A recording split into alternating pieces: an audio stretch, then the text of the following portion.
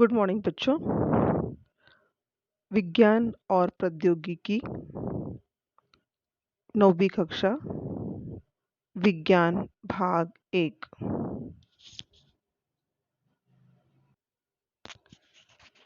पिछले क्लास में हम न्यूटन का गति संबंधी दूसरा नियम पढ़ रहे थे और हमने संवेग के बारे में जानकारी प्राप्त की थी। हमने देखा था कि जब एक पिंड दूसरे पिंड पर आघात करता है, टक्कर करता है, तो उसका परिणाम उस पिंड के द्रव्यमान और उसके वेग दोनों पर भी निर्भर करता है। और इसी तरह जब बल का परिणाम प्राप्त करने के लिए पिंड के द्रव्यमान और वेग इन दोनों का गुणनफल हमें अगर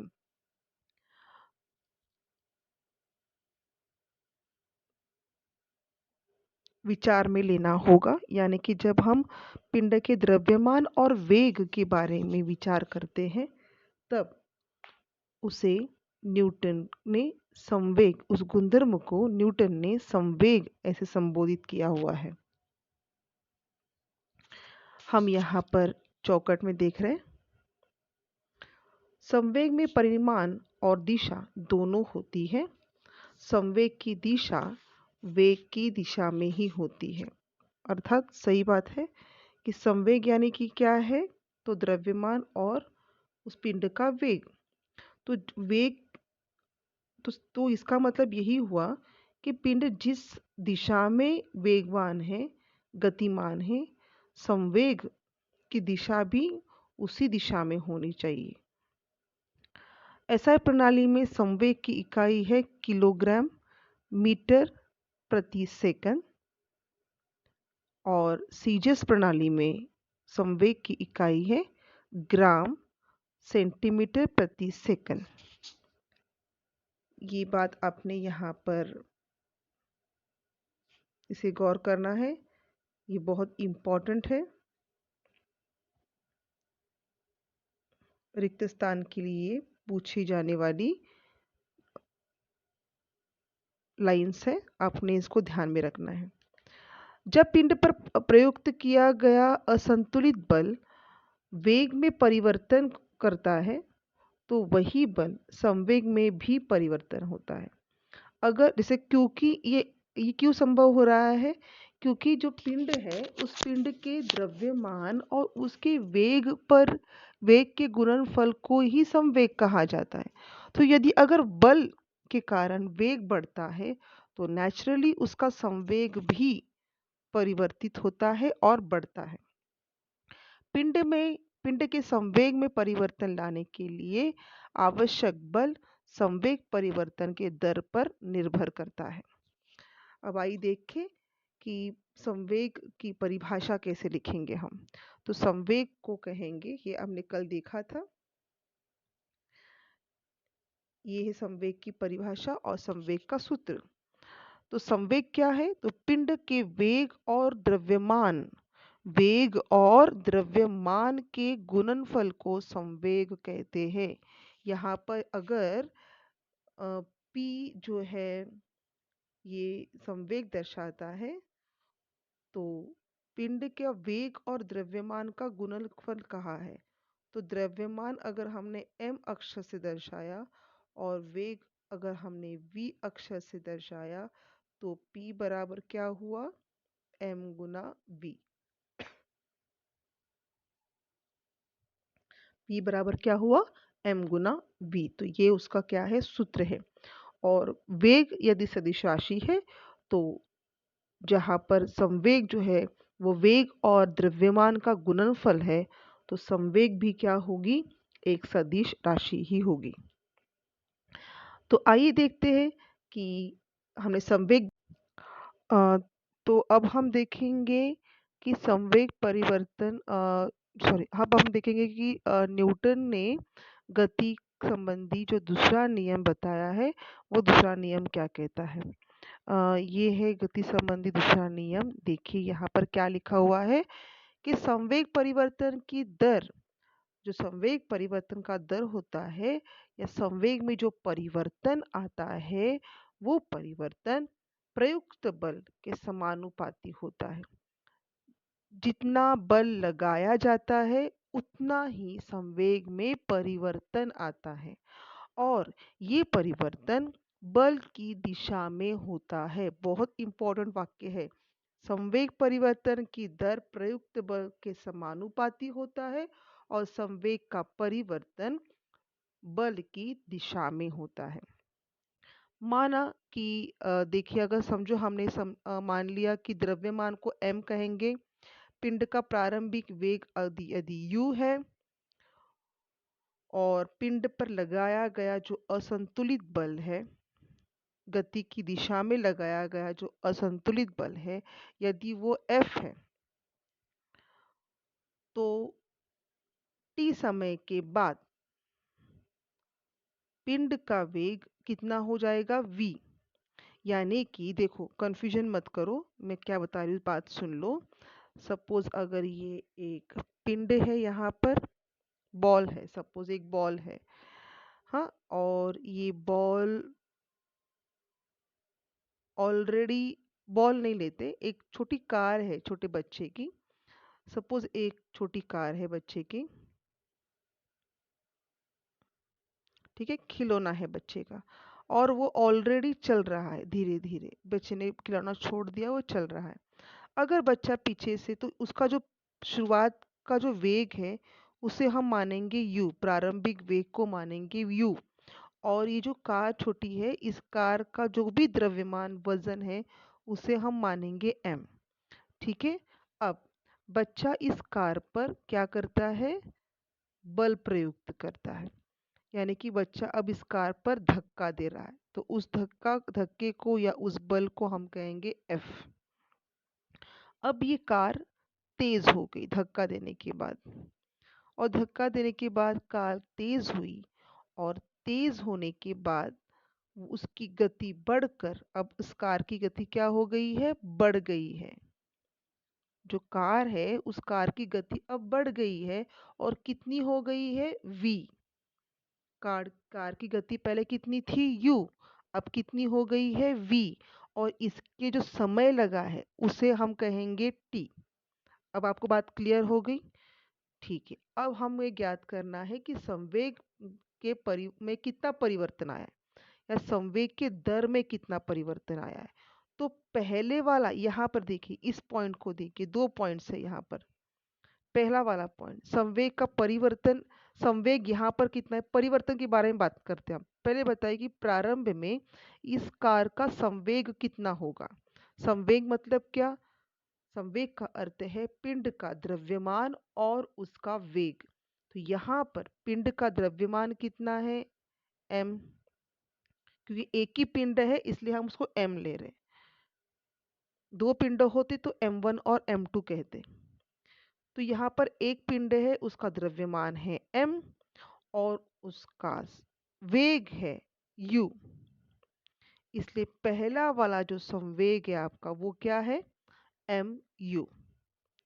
अब जब बल लगाया गया तो कार के वेग में परिवर्तन आया और अब कार का या छोटी गाड़ी का संवेग कितना हो गया, p बराबर mv। समझ में आई बात आपको? पहले वाले बॉक्स में क्या था, संवेग mu, क्योंकि प्रारंभिक वेग u है, और दूसरे वाले बॉक्स में क्या हुआ, वेग में परिवर्तन आया, किसके कारण, प्रयुक्त बल के कारण। और बल के कारण जो संवेग वेग में परिवर्तन आया है उसके कारण संवेग में भी परिवर्तन आया। अब संवेग mu से बन गया mv, है ना। तो इसे कहेंगे परिवर्तन का दर। आई बात समझ में आपको? अब परिवर्तन का दर कैसे ज्ञात करना होता है, बड़े वाले परिवर्तन के दर से या बड़े वाले परिवर्तन से छोटा वाला परिवर्तन घटा करो। यानी कि बड़ा वाला परिवर्तन कौन सा है, नेचुरली mv, तो mv से mu को माइनस करो और इस सबके लिए जो समय लगा है उस समय से उसे भाग दो। आई बात समझ में आपको? ये है आपका सूत्र। इसे हम किताब में देखेंगे तो आपको समझ में आ जाएगा। देखिए, 1 बाय 1 देखते हैं। पिंड का प्रारंभिक संवेग दिया है, पिंड का t समय के बाद का अंतिम संवेग दिया है और यहाँ इन्होंने संवेग के परिवर्तन का दर का सूत्र दिया है। ठीक है, और इस सूत्र को इन्होंने इस प्रकार से हल किया है। ये देखिए, मैंने बताया ना आपको mv माइनस एम यू बट्टे टी। m कॉमन निकालो, v माइनस यू बट्टे टी, और v माइनस यू क्या है आपका? याद करो, आपका v माइनस यू क्या है? त्वरण। याद आ रहा है आपको? हमने पहले ही सूत्र देखा हुआ है त्वरण का। तो v माइनस यू बट्टे टी की जगह क्या डाल दो? a डाल दो। तो ये बन गया आपका ma, यानी कि संवेग परिवर्तन का दर किसके समानुपाती? संवेग परिवर्तन का दर क्या होता है? ma। और ये संवेग परिवर्तन का दर किसके समानुपाती है? बल के समानुपाती है, इसलिए बल समानुपाती ma। आई बात समझ में? बहुत ही आसान है ये, कुछ भी कठिन नहीं है इसमें, और ये आपको सूत्र परीक्षा में पूछा जाएगा।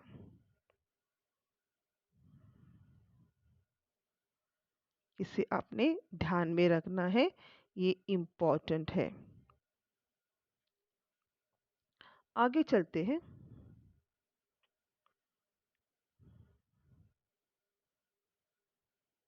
ये भी बहुत इम्पोर्टेंट है, इसे भी आपने ध्यान में रखना है। ठीक है, इसे आपने पढ़ना है, चाहे तो इसका स्क्रीनशॉट निकाल के ले लो। अब चलते हैं न्यूटन के गति संबंधी तीसरे नियम के पास। अब ये भी बहुत इम्पोर्टेंट टॉपिक है। इसके आधार पर आपको अक्सर कारण लिखो जैसे प्रश्न पूछे जाते हैं। बहुत सारे जो कारण लिखो इस पार्ट में है वो इसी टॉपिक पे आधारित है। तो किसे कहते हैं गति संबंधी तीसरा नियम? पहले नियम देख लेते हैं। यहाँ नियम दिया हुआ है, देखिए। प्रत्येक क्रिया बल के लिए समान परिमाण वाले उसी समय प्रयुक्त होने वाले प्रतिक्रिया बल का अस्तित्व होता है और वो दोनों बल परस्पर दिशा में विपरीत दिशा में कार्य करते हैं। अब इसका मतलब क्या है पहले वो जान लो। समझो मैंने अपनी हाथ से जोरदार मुक्का एक पंचिंग बैग पर डाल दिया। पंचिंग बैग पता है ना आपको? जो बॉक्सर्स होते हैं वो प्रैक्टिस करने के लिए पंचिंग बैग का इस्तेमाल करते हैं और वो अपने प्रैक्टिस करते समय वो अपने हाथों से उस पंचिंग बैग पर बहुत ज़ोरदार मुक्केबाजी कर रहे होते हैं। ये उनकी प्रैक्टिस करने का तरीका होता है।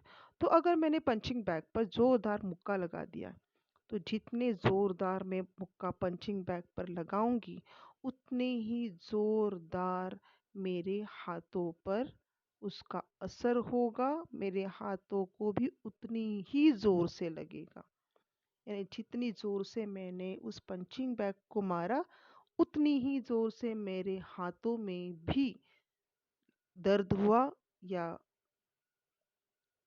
दर्द का एहसास हुआ। अब ये क्यों हुआ? मारा तो हमने पंचिंग बैग को है, तो फिर आपको क्यों लग रही है?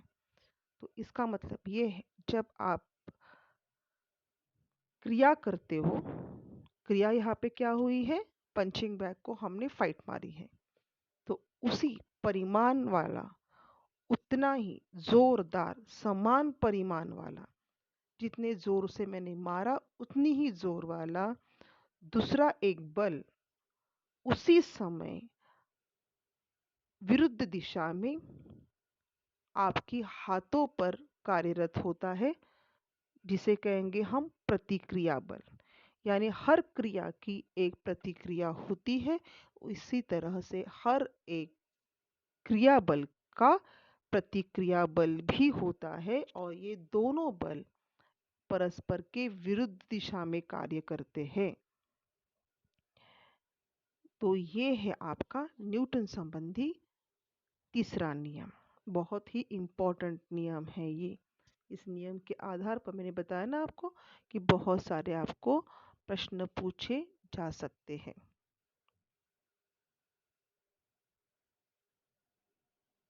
आपने अक्सर देखा होगा कि जब बंदूक से गोली दागी जाती है, आपने बहुत बार देखा होगा कि जो शूटर्स होते हैं वो प्रैक्टिस जब कर रहे होते हैं तो प्रैक्टिस करते समय जब भी वो गोली दागते हैं सामने, तो उनका कंधा और हाथ, जिस हाथ से वो गोली दाग रहे होते हैं, वो कंधा और हाथ पीछे की तरफ झटका खा जाता है, क्योंकि जब गोली बाहर निकलती है बंदूक से, तो वो जो क्रिया बल कार्य होता है, तो गोली जितनी तेजी से बंदूक छोड़ के बाहर निकलती है, उतनी ही तेजी से वो प्रतिक्रिया बल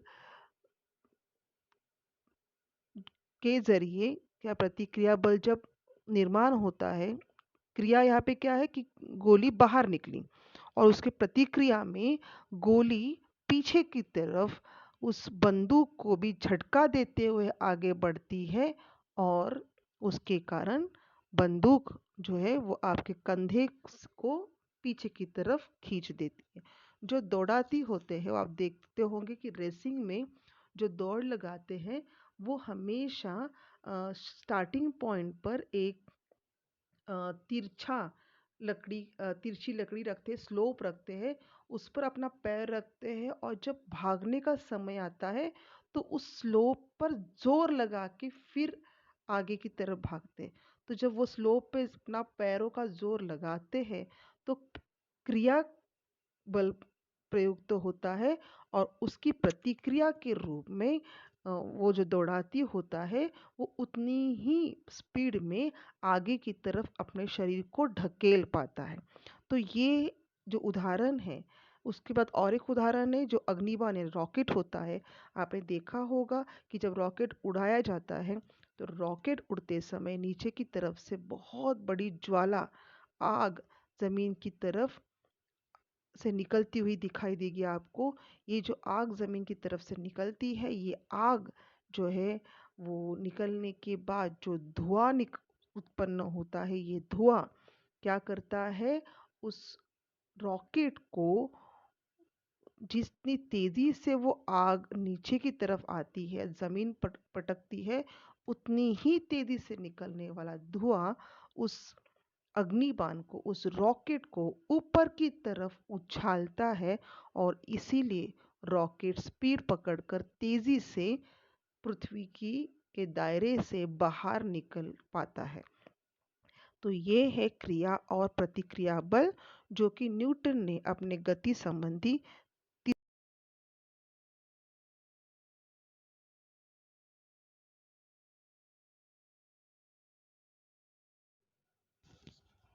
अब आगे की ओर बढ़ते हैं हम लोग। संवेग की अविनाशिता का नियम, ये लास्ट टॉपिक है इस पार्ट का। इस अविनाशिता का नियम क्या बताता है, देखिए कि जब दो पिंडों पर कोई भी बाह्य बल अगर कार्य ना कर रहा हो तो उनका कुल संवेग हमेशा स्थिर रहता है, बदलता नहीं है। और यदि दो पिंडों की टक्कर होती है तो उनका टक्कर के पूर्व का कुल संवेग टक्कर के बाद के कुल संवेग के बराबर होता है। देखिए यहाँ पर आपको बताया गया है कि यदि कोई भी दो पिंडों की टक्कर होती है तो उनका कुल पहले वाला संवेग दूसरे वाले संवेग के मतलब आरंभ का संवेग अंतिम संवेग के बराबर का होता है। तो इस तरह से हमने संवेग के अविनाशिता का नियम देख लिया। इसका मतलब संवेग कभी मरता नहीं है, खत्म नहीं होता, संवेग हमेशा कायम रहता है। और प्रतिक्षेप का अर्थ क्या है वो भी जान लेते हैं हम लोग यहाँ पर। ये देखिए, ये जो पूरा है ये उसी का उदाहरण है।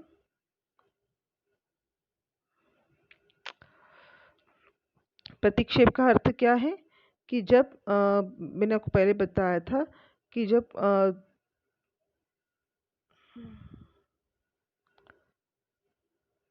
शुरुआत में जब गोली चलाई जाती है बंदूक से, तो पहले तो गोली का जो वेग होता है वो 0 होता है, और जब गोली चल जाती है तो वहाँ पर बंदूक पर प्रतिक्रिया बल कार्य करता है, बंदूक का डट्टा पीछे की तरफ खींचता है और बाद में बंदूक स्थिर हो जाती है, यानी कि 0 स्थिति में आ जाती है।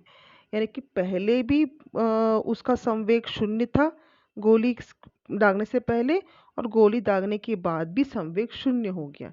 अगर संवेग 0 नहीं होता तो बहुत ज़ोरदार पीछे की तरफ बंदूक खींचती और शायद हाथ ही निकल के बाहर गिर जाता, इतनी ज़ोरदार अगर उस वेग उसका होता। लेकिन शुरुआत में बंदूक 0 संवेग में थी, इसलिए जब गोली दागने के बाद जब संवेग में परिवर्तन आता है तो प्रतिक्षेपित क्रिया के कारण या प्रतिक्रिया बल के कारण बंदूक पीछे की ओर आती तो है, लेकिन संवेग का जो नियम बताया हमने कि पहले वाला संवेग और दूसरा वाला संवेग हमेशा समान होते हैं, उस हिसाब से